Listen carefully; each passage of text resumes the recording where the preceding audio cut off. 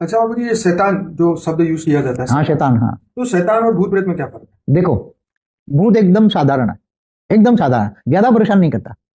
ठीक है। भूत अगर किसी में प्रवेश कर जाए तो निकलना आसान होता है। वो सूक्ष्म शरीर अंदर तक नहीं घुसता, ठीक। ऊपर के आवरण में रहता है, सूक्ष्म शरीर के ऊपर के आवरण में। हम्म। भूत से ऊपर प्रेत होता है। प्रेत अगर घुस जाए तो वो सूक्ष्म शरीर में दूसरे लेयर में, सूक्ष्म शरीर के भी कई लेयर है। जैसे भूत पहले लेयर में घुसता है, प्रेत दूसरे लेयर में घुसता है सूक्ष्म शरीर का। फिर उससे ज्यादा विकारी होता है पिशाच, ये योनि होती है जिसको जो तुम कहो। हम्म। वो सूक्ष्म शरीर के तीसरे चौथे आवरण में घुस जाता है, पांचवें आवरण में, सूक्ष्म लास्ट में। वो इतना मिक्सअप हो जाता है तो पूरा सूक्ष्म शरीर पर कंट्रोल करके पूरी बॉडी को चलाता है उसको, और विकारों को भोगता है। कई स्त्रियों में पिशाच घुस जाते हैं तो उसका पूरा विकार विकार उस शरीर से लेते हैं वो लोग। पिशाच स्त्रियों में ज्यादा घुसते हैं ऐसे पिशाच।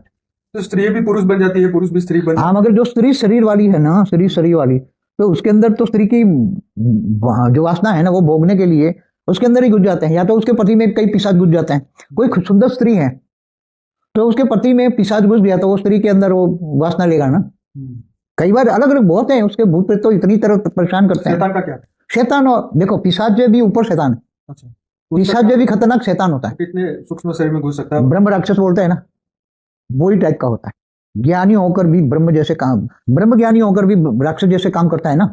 जब ब्रह्म ज्ञानी होता है ना कोई, नहीं, मैं शैतान की बात कर रहा हाँ, तो शैतान कौन बनता है?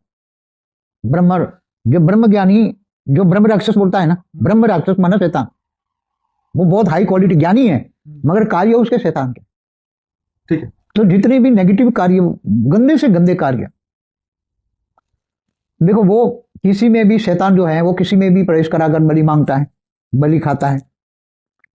फिर भोग विलास उसके अंदर जबरदस्त होता है। एक साथ में कई दारू की बोतल पी जाता है, एक साथ में कई सिगरेट खा जाता है, एक साथ में 5 किलो मटन खा जाता है, ऐसे के साथ घुस जाते हैं तो। और फिर उसको निकालना बहुत भारी होता है, मुश्किल है। वो जब तक वो आत्मा को साथ में लेकर निकलेगा, वो मार देगा उसको जब उसका मन भर जाएगा। तो बाबू जी, कौन से लेवल की आत्मा है जो आपने कहा था ना कि एक आत्मा दूसरी आत्मा को खा जाती है? हाँ, तो ऊपर बैठे हैं नहीं, ये ऊपर बैठे हैं। अच्छा, वो ऊपर होते, नीचे नहीं होते? नहीं होते, वो ऊपर धीरे धीरे करके ऊपर चले जाते हैं। 100 किलोमीटर की रेंज में ऐसी आत्माएं बैठी हैं कि ये जो भूत प्रेत निकालने वाले तांत्रिक होते हैं, वहां से तांत्रिक बना रेंज मार के वहां के इनके जरिए वो भूत प्रेतों की आत्माओं को खींच ले और ऊपर अपने अंदर एक सेल बनाकर अपने सूक्ष्म शरीरों में एक एक सेल उनकी आत्मा है, उनकी आत्माओं की पावर को चुसते हैं। ऊपर बैठे उसके शरीरों में करोड़ों सेल जो है वो भूत प्रेत की आत्माओं का निराकारी सेल है।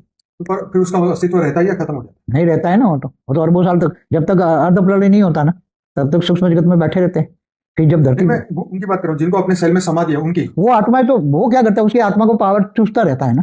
फिर कभी ना कभी वो आत्माएं फिर खत्म हो जाती हैं। उसकी पावर चूसेगा तो आत्माओं की पावर खत्म हो गया तो खत्म हो गई ना, तो अस्तित्व खत्म हो जाएगा। असली तो खत्म हो गया।